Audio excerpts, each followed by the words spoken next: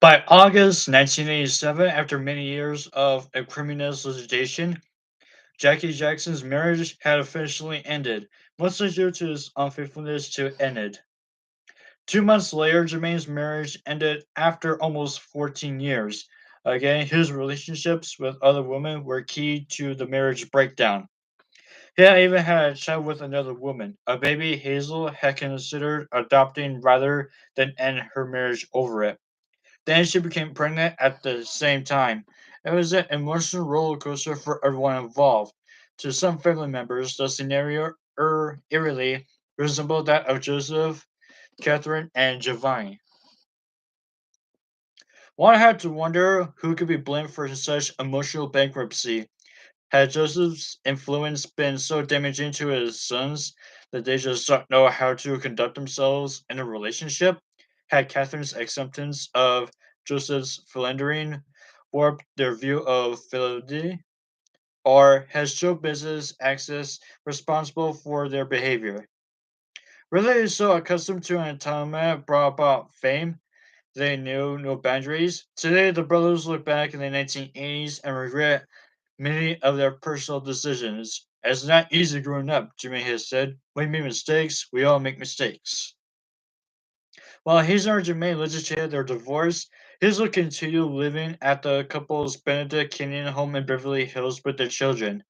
Meanwhile, Jermaine, his girlfriend Margaret, and their new baby moved in with Joseph and Catherine.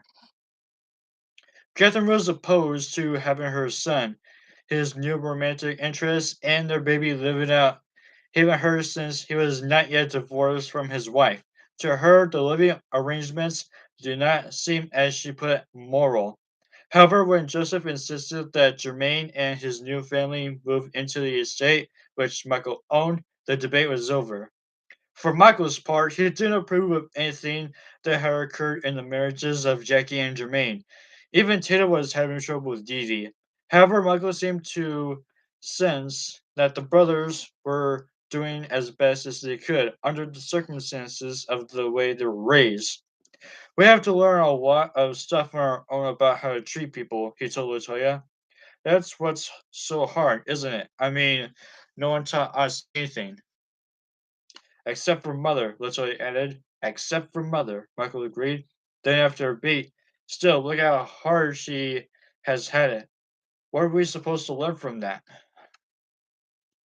By June 1987, Michael Jackson still did not want the Bat album to be released. He didn't think it was ready for commercial consumption and was nervous about the public's reaction to it.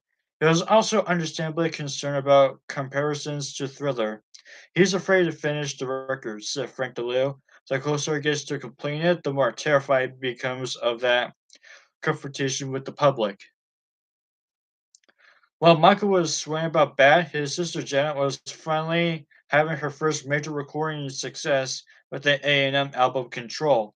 At this time, Janet was in the thick of a power struggle with her father over just that control of her music career and of her life. Janet had recently aligned herself with 31-year-old A&M Records executive John McClain. It had actually been Joseph's idea that John, a brilliant songwriter and session guitarist turned manager, take Janet under his wing. John had been a friend of the family's for years. Gio taught him how to play his first licks. After Janet had two commercially unsuccessful A&M albums, Joseph insisted that if she stayed with him and worked hard, she'd be as big as Michael. However, Janet had her doubts. She's no dummy, Joyce McCrae said. She knew there was a reason why Michael and her brothers left Joseph, and she didn't trust her father's management. She started listening to outsiders. Joseph hoped that John McClane would work with Janet to polish her image and enhance her career. To that end, John encouraged Janet to diet and exercise and sent her to Kenya Ranch in Arizona for 10 days to get her in physical shape. More important, he teamed her up with the writing producing team of Jimmy Jam, and Terrence Lewis for what could go on to become the Control album. He sent her a vocal coach, teamed her with choreographer Paula Abdul for her videos, and in short, made her a major star almost overnight. In doing so, of course, he also made an enemy out of Joseph. Janet now trusted John, not her father.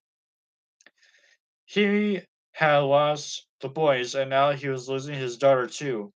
All he would have, all he had left was Latoya, and bless her soul, no matter what she did, she wasn't going to be as big as Michael.